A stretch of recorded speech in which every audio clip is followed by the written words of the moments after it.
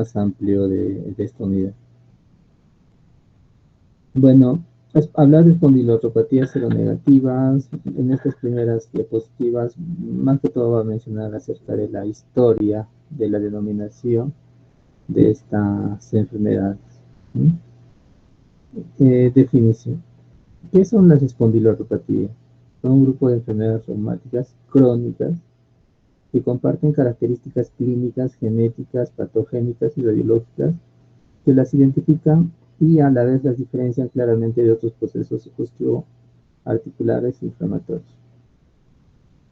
Se caracterizan por una inflamación preponderante del esqueleto axial, principalmente de articulaciones sacroiliacas. También va a existir compromiso de articulaciones periféricas, de estructuras periarticulares y con manifestaciones extraarticulares como uveitis anterior, lesiones mucocutáneas o fibrosis pulmonar.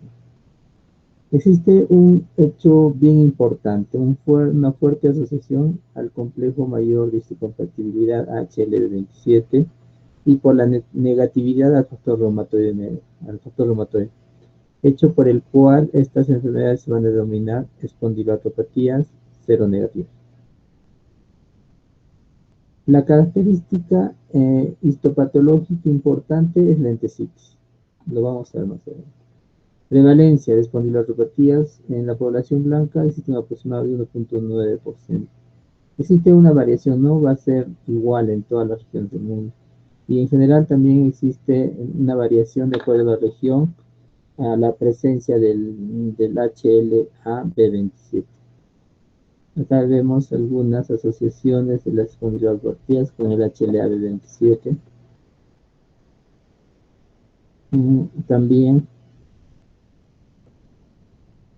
HLA-B27. Entonces, existen varias enfermedades, pero estas enfermedades van a variar y algo que lo va a caracterizar, por ejemplo, en espondilitis anquilosante, existe una asociación de HLA-B27 del 90%. Esto, por ejemplo, en la población peruana, la frecuencia de HLA-B27 es relativamente baja, 1.35%, a diferencia de otras poblaciones. Este es un estudio COCOR que se hizo en el Perú, donde vemos que las espondiloartropatías seronegativas tienen una prevalencia de 0.41%, bajísima, ¿no? En comparación de la osteoartritis, que tiene 15.22 de prevalencia. Hay varias hipótesis de cómo se forman estas enfermedades. Una es la hipótesis del péptido citogénico, donde menciona básicamente que un péptido derivado de una bacteria va a desencadenar todo este proceso inflamatorio. También se ha propuesto hipótesis alternativas, como son el plegamiento anómalo del HLA-B27, que van a causar al final la formación de anticuerpos, ¿no? Homodímeros en la superficie celular y reconocimiento no canónico de HLA-B27, postulada también como otra teoría para el desencadenamiento de estas enfermedades. Vamos a avanzar. Clasificación. De acuerdo a los criterios de clasificación de la espondiloartritis y del grupo ASAS, los criterios de clasificación de la espondiloartritis mencionan dolor en columna vertebral de características inflamatorias o sinovitis, asimetría o de predominio en extremidades inferiores, más uno de los siguientes criterios. Esto es en general. Las espondiloartropatías comparten características comunes, ¿no? Y para clasificar con una espondiloartropatía de acuerdo a este grupo de clasificación, tanto al SSG y al ASAS, debe haber dolor en columna vertebral, o sinovitis asimétrica o de predominio en extremidades inferiores, más uno de los criterios. 1. Historia familiar de espondiloartritis, psoriasis o enfermedad inflamatoria intestinal, psoriasis, enfermedad inflamatoria intestinal, uretritis, cervicitis o diarrea aguda en el mes previo al inicio de la artritis, dolor alternante en glúteos, entisopatía y celulitis regular. En general, quiero que me entiendan así, las espondiloartropatías seronegativas van a tener un denominador en común: dolor en columna lumbar, columna vertebral. Puede haber sinovitis, artritis, pero esta va a ser asimétrica y de predominio en miembros inferiores y compartir una de estas características que se han mencionado.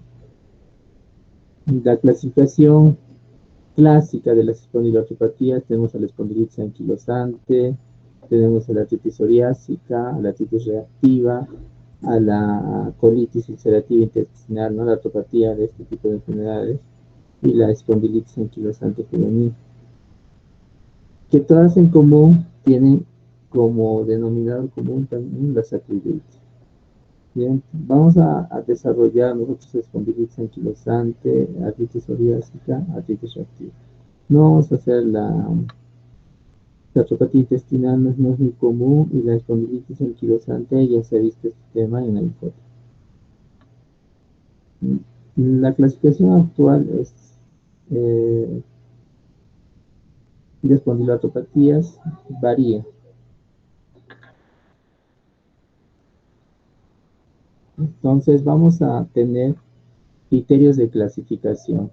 Por ejemplo, se menciona que los criterios de Nueva York modificados para el diagnóstico de espondilitis anquilosante y los criterios ASAS para la espondiloartropatía axial periférica. Entonces, por ejemplo, los criterios de clasificación de espondiloartritis: tenemos espondiloartritis axiales y espondilitis periférica. O sea, ¿qué significa esto? Que las espondiloartropatías seronegativas van a tener un compromiso primero en la columna lumbar, en la columna vertebral, y otra en las articulaciones periféricas. Entonces, para eso tenemos criterios clínicos como lumbalgia inflamatoria, artritis periférica, entesitis, dactilitis, buena respuesta a AINES, entre otros. Pero lo vamos a detallar en los siguientes diapositivas. Algo que quiero que entiendan y que debe quedar bien claro es los parámetros para el dolor lumbar inflamatorio del grupo A. Uno de ellos, la edad de inicio menor de 40 años, inicio insidioso, mejoría con el ejercicio, no mejoría con el reposo, dolor nocturno. Si al menos 4 de los 5 parámetros están presentes, su sensibilidad es de 77% y la especificidad 91%. ¿Qué significa esto? Nosotros tenemos que diferenciar un dolor lumbar inflamatorio de un dolor lumbar mecánico. Un dolor lumbar inflamatorio generalmente se va a dar en pacientes menores de 40 años. O sea, siempre cuando tengamos un paciente que le duele la espalda en la región baja, tenemos que pensar en dos posibilidades: que ese dolor sea inflamatorio o que ese dolor sea mecánico. Por ejemplo, si tenemos a un paciente que es menor de 40 años, que el dolor ha aparecido de manera insidiosa, el dolor mejora con el ejercicio y con el reposo empeora, y por ejemplo, que cuando el paciente está durmiendo va a presentar un dolor tan intenso que va a hacer que el paciente se levante por la noche por el dolor, entonces estamos pensando en un dolor lumbar inflamatorio.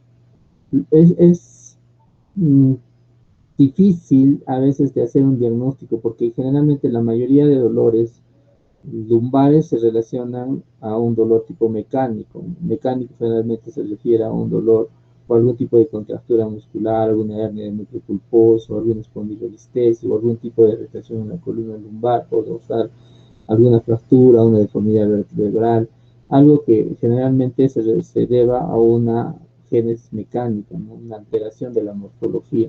Pero más este tipo de dolor lumbar tiene que ser un dolor inflamatorio. Hay estos otros criterios que mencionan, ¿no? Estos son los criterios para dolor lumbar inflamatorio en adultos jóvenes. Decía, rigidez matutina mayor de 30 minutos de duración, mejoría de dolor en ejercicio, pero no en el reposo.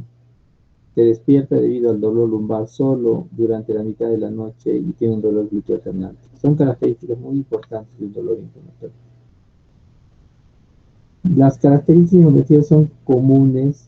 ¿Qué características clínicas comunes presenta? Primero, el compromiso articular de las arterias y generalmente el compromiso articular periférico se va a caracterizar por una oligoartritis. Aparte de eso, podemos tener una uveitis anterior aguda, entesitis, la asociación bien marcada al HLA-27 y algunas lesiones cutáneas, predominantemente en la psoriasis.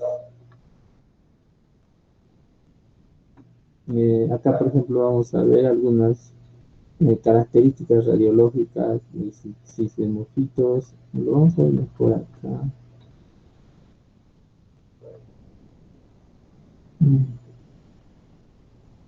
Acá vamos a ver en esta imagen. Normalmente, esta es una vértebra, digamos, normal. Cuando nosotros tenemos una espondilolitis anquilosante, va a empezar el crecimiento de sindesmofitos en esta parte, donde está el puntero. Entonces, estos sindesmofitos van a juntarse y van a producir la configuración de unión entre las vértebras, lo que va a producir que las vértebras se vuelvan rígidas, o sea, la columna se vuelva rígida y adopte la configuración en caña de bambú. Entonces, por ejemplo, acá en la imagen vemos muy tenuemente que existen sindesmofitos que están uniendo.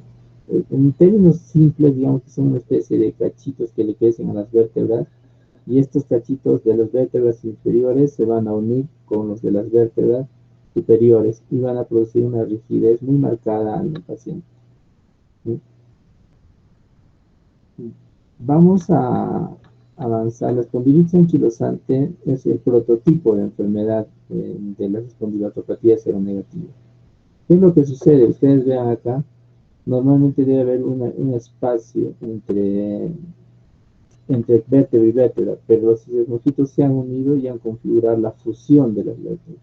Y esta fusión de vértebras es lo que produce el dolor intenso. No es una espina sana, vemos el disco intervertebral que tiene el espacio suficiente, pero en esta zona se han juntado, ¿no? Entonces ya no existe esa flexibilidad de la columna y configura esta posición del paciente,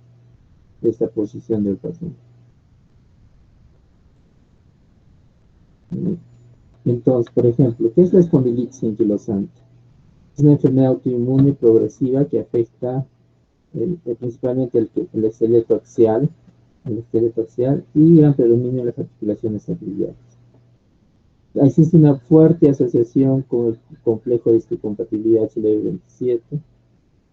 Ya esta enfermedad se describió desde hace mucho tiempo, ¿no? Es mucho más frecuente en hombres, con una prevalencia de 6 hombres y una dama, ¿no? La edad de comienzo es entre 15 y 30 años, y la incidencia paralela siempre existe la prevalencia de HLA-27. Hemos visto que hasta un 90% de estos pacientes tienen HLA-27. La epidemiología varía de 0.1 a 0.8, pero es más común en regiones caucásicas, ¿no? Hemos visto también que en el Perú la prevalencia es de 0,05%. Esta es alguna prevalencia de HLA-27 en algunas poblaciones blancas. El HLA-27 es, digamos así, es muy importante en la patogénesis de esta enfermedad. Tenemos los mismos datos que hemos estado antes. Algo que va a ser bien, digámoslo así, característico de esta enfermedad es el dolor lumbar. Pero se puede manifestar con periodos de exacerbación y reemisiones espontáneas. En muchos casos puede existir un retardo en el diagnóstico hasta de 5 a 10 años. ¿Qué significa esto? Es difícil a veces identificar este tipo de enfermedad. ¿Por qué? Porque todos los exámenes que nosotros realizamos salen negativos. Factor reumatoide negativo, ANO negativo, SDR negativo, anti-NSM, todos salen negativos. Entonces, generalmente asumen que este no es una enfermedad autoinmune y lo suelen tratar como una lumbalgia mecánica. Y hasta que el paciente 5 a 10 años demoran en hacer el diagnóstico. Y déjenme decirle que existen muchos médicos que con el pasar del año, que no son de especialidad o que se han dedicado a otras cosas, ni saben que existe la espondilitis anquilosante como enfermedad. Obviamente que ustedes como estudiantes de medicina lo están haciendo y no se van a olvidar, porque esta enfermedad tiene una sintomatología muy característica, sobre todo con una lumbalgia inflamatoria. Ya sabemos nosotros cómo es una lumbalgia inflamatoria. Se asocia siempre a una rigidez matutina. El paciente amanece duro. Antes, por ejemplo, en la rigidez reumatoide el paciente amanece duro a las manos. En acá el paciente amanece con una rigidez matinal, sobre todo en la región de la columna. No se puede incorporar en la mañana con mucha facilidad. Tenemos que buscar el dolor lumbar, diferenciar qué es un dolor lumbar inflamatorio, evaluación de las articulaciones, expansión torácica. Acá vemos la posición típica de un paciente con espondilitis, una deformidad muy marcada porque acá ya la vértebra se está fusionando o ya se ha fusionado. Es importante el compromiso en la columna lumbar y también el compromiso periférico. Las articulaciones sacroiliacas también son muy afectadas, por eso siempre se dice sacroileitis. También puede haber una entesitis, que viene a ser una entesitis, viene a ser el sitio de unión donde se junta el hueso con el... Cuando se junta el hueso con el ligamento muscular, el tendón muscular, en ese lugar se produce una inflamación, lo vamos a conocer como una entesitis. La inflamación de las articulaciones generalmente va a producir una oligoartritis asimétrica de miembros inferiores. Oligoartritis. Y esta oligoartritis ya nosotros sabemos que es máximo hasta 4 articulaciones. Pero es asimétrico. En artritis reumatoide es simétrico, en ambos lados. Acá no puede ser en un lado, una rodilla, en un tobillo, no necesariamente va a ser en ambos lados. El aspecto de salchicha en los dedos de pie, ¿no? Puede haber también compromiso muy importante, una uveitis anterior aguda, más o menos el 25% de los pacientes. Otras manifestaciones como cardíacas, pulmonares, otras articulares son menos frecuentes, pero sí están descritas. En la exploración física es muy importante realizar ciertas mediciones como flexión cervical, extensión cervical, rotación cervical, distancia del occipucio pared. Por ejemplo, acá ven en esta imagen, normalmente el occipucio debe llegar a la pared, pero ustedes ven en este paciente que ya tiene una deformidad de la columna, obviamente nunca va a llegar, el valor normal es 0, pero acá el paciente no va a llegar, ¿no? Esto es un signo, ¿no? Igual acá estamos haciendo occipucio pared, valor normal 0, este es trago pared, ¿no? Mayor de 15 centímetros, si es mayor de 15 centímetros es patológico. Movilidad torácica, ¿no? En 2 tiempos, para ver si hay expansión o no de la caja torácica, que no vaya a tener limitaciones en los valores normales. El test de Schober, tenemos un test de Schober modificado y un test de Schober normal. El valor normal es de 5 centímetros, se realiza una medida por la región de la columna vertebral y se le hace estirar el paciente, ¿no? Entonces tenemos que ver valores. Esta proyección modificada no debe ser más de 4 centímetros. Hiperextensión, laterabilidad, ¿no? Acá hacemos extender de forma lateral al paciente y vemos si existe una variación. Un valor normal mayor a 10 centímetros. Eso es normal, pero cuando el paciente no se estira, pues, disminuyen los ramos articulares como es este, ¿no? La intertrocantérica, ¿no? Mayor a 120. Para evaluar dolor tenemos varias pruebas, Wolma, Harrison, Paveri, exploración física, ¿no? Hay que ver también la actividad de la enfermedad y tenemos dos herramientas básicas como es el BASDAI, que básicamente consiste en, en ciertas características, en preguntas, y si tenemos un mal control mayor a 4 es un mal control, tenemos que buscar un control menos de 4. Son simplemente preguntas. ¿Cuánto de fatiga o cansancio tiene usted? Entonces el paciente responde y se le da puntaje. El BASFI, que es una forma también de medir la capacidad, el índice funcional, ¿no? También son preguntas. ¿Sí? Evaluación de daño estructural. El daño lo vamos a ver con la radiografía. Y tenemos 5 grados, ¿no? Normal, grado 1, cambios sugestivos, grado 2, grado 3, grado 4. Y el 0, que es el normal, ¿no? Sin cambio. Entonces ahí vemos afectación, sindesmorfia, todas las características se van a encontrar en las mediciones radiológicas. Acá, por ejemplo, vemos una vértebra normal, una vértebra con erosión, acá en esclerosis, cuadratura de la vértebra, acá hay sindesmofitos, ya la necesidad como especie en términos simples de cachitos que están creciendo a la vértebra y acá ya están juntando, ya han comprado bending puentes, ¿no? Han comprado puentes en la columna, ¿no? Y lo mismo, ¿no? Puentes óseos, acá vemos. Y esto también podemos puntuar, ¿no? Esto se puede, si no tenemos un estudio radiológico, es un trabajo de investigación, buscamos estas características en la columna y puntuamos, ¿no? Y es una forma de medir también la afectación en la columna por esta enfermedad. Igual acá bien claramente como los sindesmofitos que decía, esa especie de cachitos, ya han crecido y se están juntando, ¿no? Acá ya se han juntado y han producido que la columna se fusione, ¿no? Y eso produce un dolor. El diagnóstico básicamente lo vamos a hacer con ayudas de imagen, ¿no? Que nos ayuda a identificar sarcoileitis, algunos síntomas como son la lesión de Romano, la cuadratura de la vértebra lumbar, ¿no? La configuración en caña de bambú de la columna, ¿no? Donde ya se han fusionado las vértebras superiores e inferiores mediante la formación de sindesmofitos, ¿no? Acá vemos, por ejemplo, acá sindesmofitos muy marcados, ¿no? Que esto normalmente no existe ni la configuración de una hiperflexión de la columna. El DIS viene a ser un diagnóstico diferencial muy importante en este tipo de enfermedad, ¿no? Hiperestosis anquilosante vertebral, ¿no? Les vamos a dejar los conceptos importantes para que ustedes puedan diferenciar.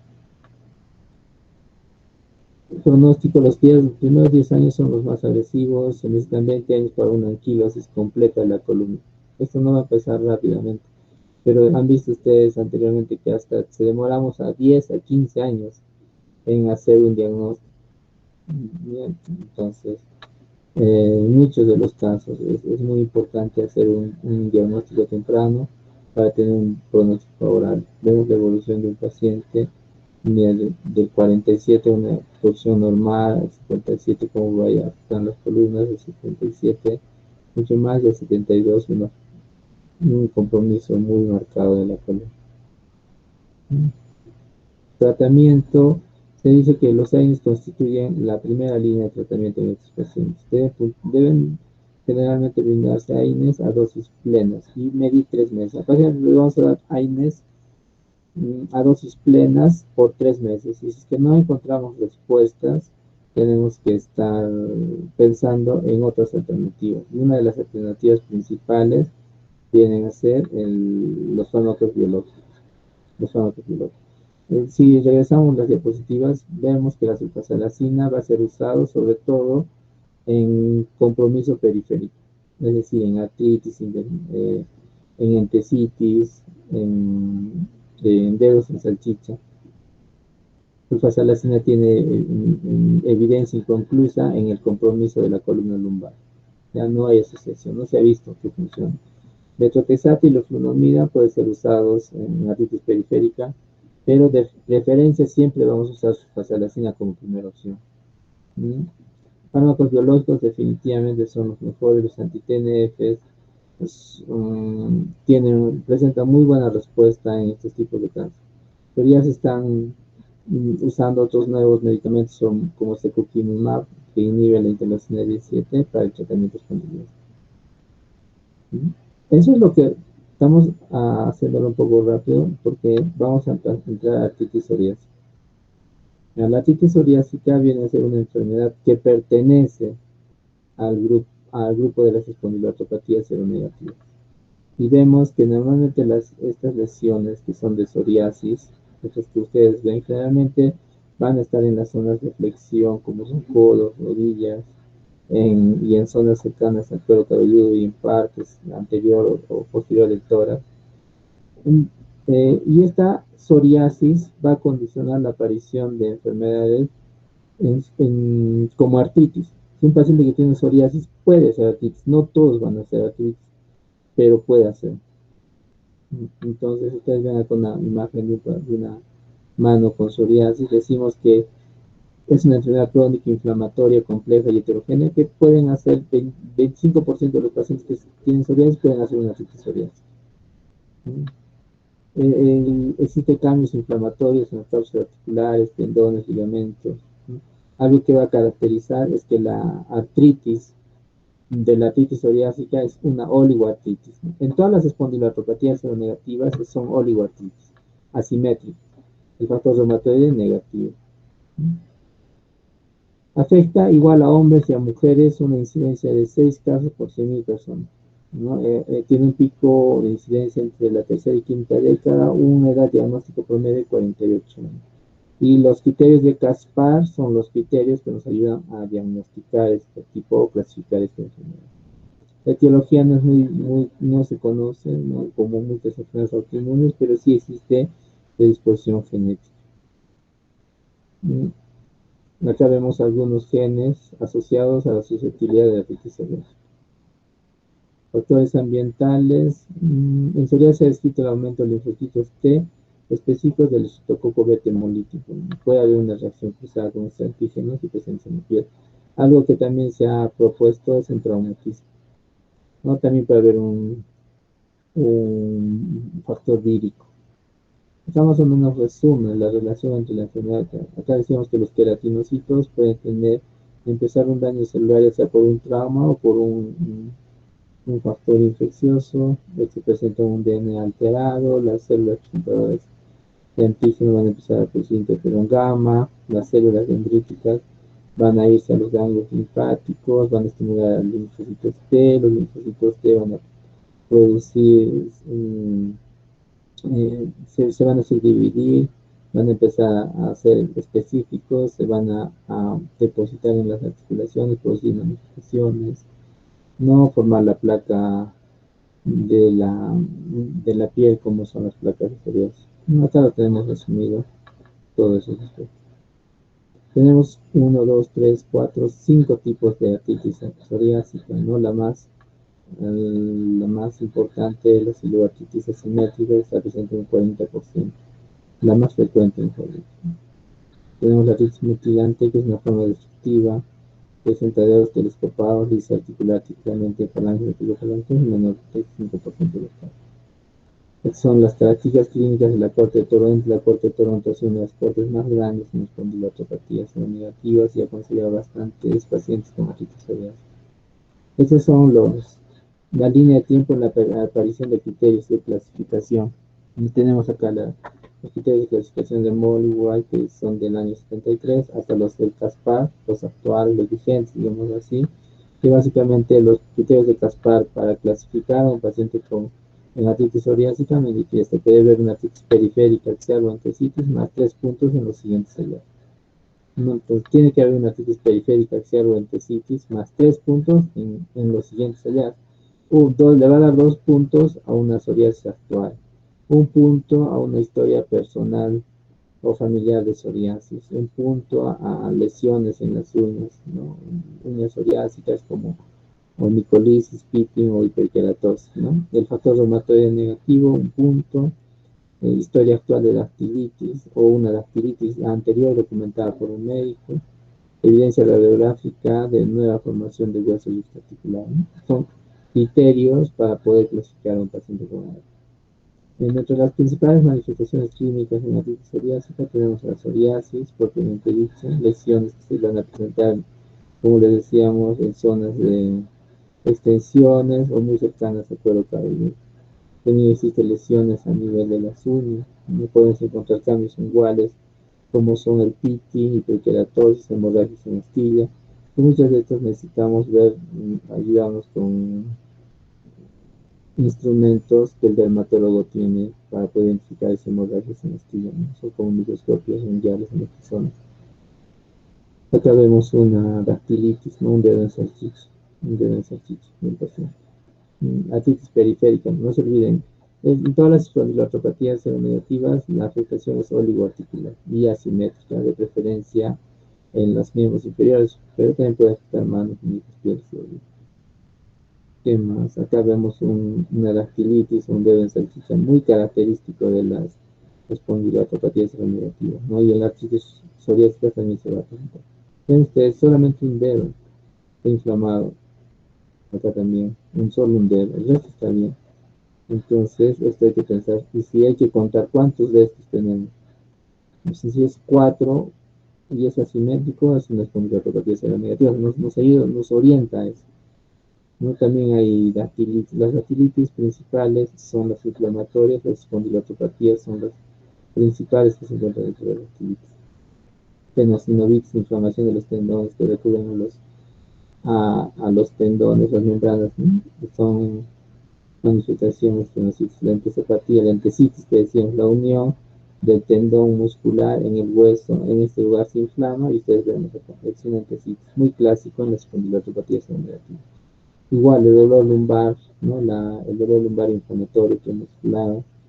Hay otras manifestaciones como el síndrome SAPO, sinovitis, osteoitis, que designan un síndrome caracterizado por lesiones cutáneas formas y manifestaciones musculoesqueléticas. Algo importante en las características radiológicas son lesiones como en este tipo de lesiones en copa o en lápiz, tenemos lesiones sobre todo en la forma mutilante. Acá vemos erosiones, tonalización. En el tratamiento vamos a seguir las pautas del grupo GRAP, ¿no? Y las pautas del tratamiento van dirigidas principalmente a cada afectación, a la artritis, a la anorexia, a la artritis, piel. Hay que tener siempre en cuenta las comorbilidades asociadas. Hay que ver qué tipo de fármacos. Se ha demostrado que los antiinflamatorios son los fármacos de primera línea, sobre todo cuando existe un compromiso axial. A dosis plenas hay que usarlos. También se puede usar methotrexate y leflunomida. Ahora, tenemos también inhibidores de los antiteneres como biológicos, como son el adalimumab, certolizumab, etanercept, golimumab, infliximab, que tienen muy buena respuesta en este tipo, inhibiendo el factor de necrosis. Inhibidores de la IL-23, como el ustekinumab, que es un medicamento que últimamente ha entrado para reforzar el tratamiento y hizo muy buenos resultados. Las inhibidores de la interleucina 17, como el secukinumab, y los inhibidores de la fosfodiesterasa 4, como la premilatina molécula, que también se han visto resultados, ¿no? Muy buenos resultados para tratamientos. Abatacept, anakinra, rituximab, no se tiene evidencia de que estos medicamentos puedan tener buenos resultados. El tratamiento tenemos que buscar lo que queremos tratar. Por ejemplo, en la artritis periférica, pacientes con mayor número de articulaciones inflamadas debemos introducir tempranamente el porque el daño articular es progresivo. Ustedes han visto que puede producir lesiones mutilantes e incluso son irreversibles. Se ha demostrado que fármacos como el methotrexate, la quimioterapia, soraleno, ultravioleta y luz derivadas de ácido retinóico mejoran las mutaciones articulares como cutáneas sensoriales. En una artritis leve, cuando la artritis leve es cuando es menos de 4 articulaciones, no hay daño radiológico, mínimas molestias, AINES. Ya si es leve, empezamos con AINES a dosis topes. Ya conocen naproxeno, COX-1, COX-2, celecoxib. Ahora, acá tenemos un review donde el objetivo es definir las dosis óptimas del nimesulide como para el tratamiento de artritis psoriásica, ¿no? Y tienen resultados favorables. Este es otro artículo original, los predictores de respuestas de los estudios interarticulares en inyecciones en pacientes comprometidos con artritis psoriásica, ¿no? Y nos dice que ahí las inyecciones intraarticulares en pacientes con artritis psoriásica son efectivas, ¿no? Hay un porcentaje de 25%. Responden un 41.6%. Algo que debemos tener en cuenta que no debemos usar las inyecciones de glucocorticoides a través de la placa, ¿no? Si la rodilla está llena de la placa, no vamos a usarlo ahí porque pueden producir artritis séptica. Los pacientes que están con artritis psoriásica no deben usar glucocorticoides orales, ¿no? En artritis decíamos que sí se podía en dosis bajas por un lapso de tiempo, pero acá no debemos usar, ¿no? En artritis moderada o severa resistente a AINES ya debemos comenzar con un primer convencional. Methotrexate es una opción, también podemos usar leflunomida, sulfasalacina, antimaláricos, azacitidina. Por lo general usamos sulfasalacina como una alternativa a methotrexate. En este caso estamos, también podemos usar apremilast, que hemos visto que es un inhibidor de la fosfodiesterasa 4, pero no debemos usarlo esto en pacientes con enfermedad erosiva. Las dosis de methotrexate, las dosis de leflunomida, apremilast. Bueno, podemos usar en pacientes que tienen una artritis periférica grave y con tónico adverso, bloqueadores de anti-TNF, ¿no? El ciclofinado, que son bloqueadores de interleucina 17 y 23, efectivamente, que también puede ser usado.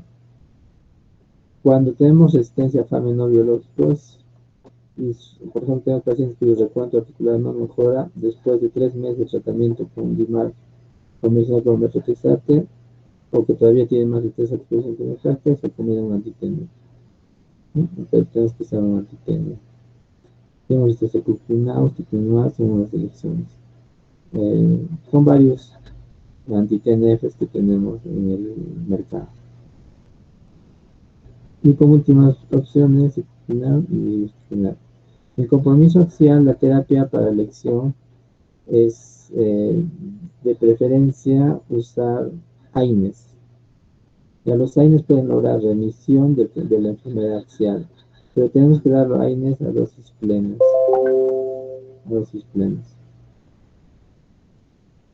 Los glucocorticoides hemos dicho que no deben usarse en artritis psoriásica. Raramente los glucocorticoides a veces se prescriben en pacientes con lesiones severas. Preferimos no usar glucocorticoides. ¿Por qué? Porque los glucocorticoides van a empeorar las lesiones cutáneas en la psoriasis. En terapias futuras tenemos ya secukinumab, que ya lo conocemos. Están en estudios el cesumab, bimekizumab, que son terapias rodalumab, que están en estudio. Ya otros inhibidores de la interleucina 23 también están en estudio, tofacitinib, que también está siendo estudiado, ¿no? Abatacept, inhibidor de IL-6, entre otras terapias que podríamos usar en este tipo de enfermedades. Para terminar, esta la artritis reactiva. La artritis reactiva viene a ser sobre todo es un tipo de espondiloartropatía seronegativa que se va a caracterizar básicamente a la aparición de una artritis secundaria a una infección.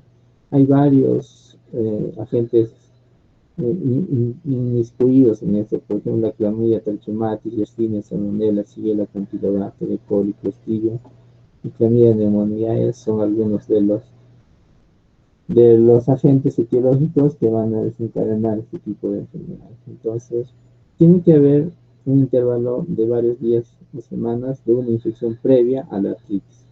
Tiene que haber una infección previa y luego se produce la artritis. Y básicamente es un patrón mono u oligoarticular que se asocia a la artritis y entesitis. Existe una asociación con el HL27, antes se denominaba el síndrome de Rett material, ¿no? Entonces, artritis reactiva se introdujo en 1969 como una artritis que se desarrolló poco después durante una infección de cuerpo.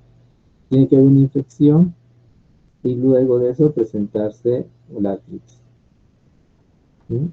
Entonces, la epidemiología, los estudios de prevalencia e incidencia de artritis son muy variados, ¿ya? Puede variar de 0,6 a 3,1, por ejemplo, en Estados Unidos. Pero en el Perú varía de 0,05, una prevalencia muy baja. Acá tenemos, ¿no? Artritis reactiva 0,05, un estudio realizado en Perú. La oligoartritis es asimétrica. Tiene que haber una infección previa, principalmente una diarrea o una uretritis. Y acá tenemos las bacterias o los entéricas, sobre todo, que pueden producir diarrea. Y tenemos varias. Existe una solución marcada del HL27 y que nos va a producir una oligoartritis asimétrica, asimétrica de inicio agudo. Nos puede producir también entesitis. Estas mismas características las estamos viendo en artritis reactiva, en artritis psoriásica y en espondilitis anquilosante, ¿no? Puede producir, ¿no? La dactilitis, ¿no? El dedo en salchicha. También puede haber manifestaciones extraarticulares como una conjuntivitis, uveitis anterior, episkleitis, queratitis. síndromes del tracto, hay síndrome del tracto urinario, disuria, lotélitis, otitis, cervicitis. No, la otitis puede ocurrir incluso cuando la otitis es iniciada por enterobacterias. Hay alusiones oreales, ¿no? Que se pueden producir una otitis reactiva, un queratoderma hemorrágico, eritema nodoso, cambios también en las uñas, y si balanitis ursinada. Manifestaciones cardíacas también se han descrito. El diagnóstico, básicamente tenemos que buscar tres cosas importantes. Hallazgos musculoesqueléticos, ¿no? Como antecitis, dactilitis o dolor en la espalda. Evidencia de una infección extraarticular precedente. Tiene que haber una evidencia siempre de una infección. Falta o evidencia de otra causa probable, ¿no? Buscar. En la actualidad no existen criterios diagnósticos aceptados de forma unánime. En el 1981 ACR publicó unos criterios que requerían la presencia de artritis periférica asociada a una artritis o cervicitis, no una infección previa. Siempre cuando hablamos de una artritis reactiva buscamos una infección previa. Entonces, generalmente esto se ha considerado, por ejemplo, en los criterios de Berlín, y que tenemos criterios mayores y criterios menores, ¿no? Y tenemos los criterios mayores, tenemos una artritis, y el segundo criterio mayor, una clínica y una infección previa. Dentro de los criterios menores vamos a tener cultivos positivos, infección de clamidia, infección de patógenos relacionados, y otra infección de evidencia de infección sinovial persistente. Entonces, para decir que tenemos una artritis reactiva probable, tenemos que tener dos criterios mayores o un criterio mayor y uno menor. Una artritis reactiva definida, dos criterios mayores, otro criterio menor. Y cuando vamos a excluir, cuando hay presencia de otras enfermedades reumatológicas que justifican los síntomas. Hay varias enfermedades reumatológicas que van a diferenciar este tipo de enfermedades, ¿no? O sea, que pueden confundirnos: una artritis gonocócica, una gastroenteritis vírica, enfermedad de Lyme, artritis postreptocócica, otras espondiloartritis, artritis porosa, reumatoide, que nos pueden hacer confundir, pero nosotros tenemos que buscar siempre las características de una infección previa, que sea una oligoartritis, que sea una antecitis, una dactilitis, hay un dolor lumbar inflamatorio, y sobre todo muy importante la infección previa en semanas o días. El tratamiento no varía mucho, igual parece muy parecido a los anteriores, ¿no? Pero tenemos que hacer un tratamiento de la infección antibiótica para la infección, ya sea gastrointestinal, genitourinaria o respiratoria. En la afectación articular vamos a usar AINES, y la AINES también vamos a usar a dosis plenas. Se puede usar corticosteroides y se pueden emplear de forma intraoperativas o periarticulares, sí se pueden usar. Fármacos modificados de la enfermedad, sobre todo vamos a usar rivaroxaban, metotrexate. Acá tenemos las dosis, pero sobre todo cuando la artritis reactiva no se ha vuelto crónica, no se ha mejorado, ¿no? Porque normalmente podemos controlar con AINES, ¿no? Se utilizan aquellos casos que persisten más de 6 meses. Cuando si la artritis persiste más de 6 meses, recién vamos a usar drogas modificadoras de la enfermedad. Y si pacientes que tienen artritis reactiva refractaria al AINES o al glucocorticoides y que no responden y no tienen contraindicación, o sea, cuando ya están muy resistentes a FAME no biológicos, pueden usar recién los biológicos, el carniceo o infliximab, anti-TNF. El pronóstico de una artritis depende de la naturaleza de la infección. Generalmente se autolimita. La mayoría de pacientes se autolimitan. No, la mayoría de pacientes se remite por completo. O tienen poca enfermedad activa entre los 6 a 12 meses. Pero hay un 15-20% que pueden experimentar una artritis crónica persistente, que les persiste la enfermedad. Y estos son los casos más raros, ¿no? En realidad, estas enfermedades son muy raras, ¿no? Siempre he buscado una asociación como el HB27 y estos son los efectos que se pueden volver cronificar. Y es importante la tríada de la artritis postinfecciosa, ¿no? La tríada de buscar una artritis postinfecciosa, una uveitis, conjuntivitis. Y entonces, este tipo de enfermedades son muy comunes En este grupo de espondiloartropatías seronegativas. ¿Alguna pregunta respecto a este tema?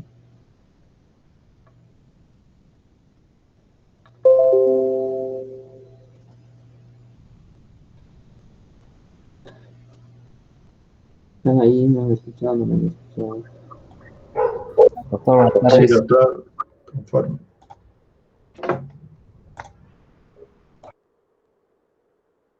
Doctor, una consultita.